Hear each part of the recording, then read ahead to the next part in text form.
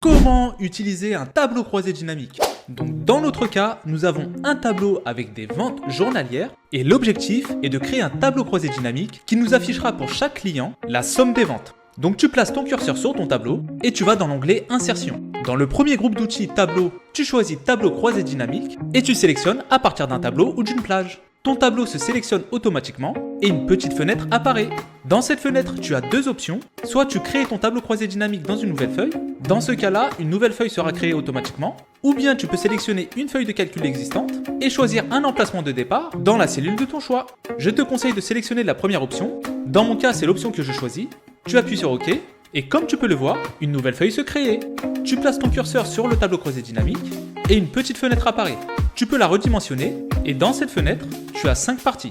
Premièrement, tu as toutes les colonnes que contient ton tableau d'origine et l'objectif du tableau croisé dynamique est de déplacer ces colonnes dans les 4 carrés en bas de la fenêtre. Dans mon exemple, ce que je veux, c'est que pour chaque client, je puisse avoir la somme des ventes. Donc je vais déplacer la colonne nom du client dans la partie ligne et comme tu peux le voir, tous les clients sont maintenant listés dans le tableau. Et ce que je souhaite, c'est le total des ventes pour chaque client. Donc je vais déplacer la colonne totale de ventes dans la partie valeur. Et comme tu peux le voir, à côté de chaque client, tu as la somme des ventes. Je peux également diviser la somme des ventes pour chaque catégorie de produits. Et pour cela, il me suffit de déplacer la catégorie du produit dans la partie colonne.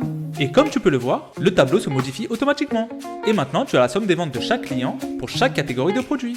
Et imaginons que je souhaite un tableau beaucoup plus simple avec les ventes de chaque client pour chaque catégorie de produits, mais cette fois-ci avec une option de filtre, je déplace la catégorie du produit dans la partie filtre.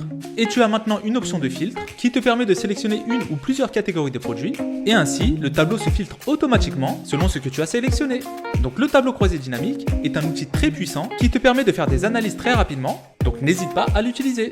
Apprendre Excel sur YouTube, c'est chez Mes Tutos Excel. Alors abonne-toi et n'oublie pas de récupérer ton e-book offert en cliquant sur le lien dans ma bio. Tu y trouveras plein d'astuces et de conseils sur Excel pour te former étape par étape. Et n'hésite pas à visiter ma page, ce sont des dizaines de tutos spécialement pour toi. Et en plus de ça, j'ai organisé ces tutos par thématique pour faciliter ton apprentissage.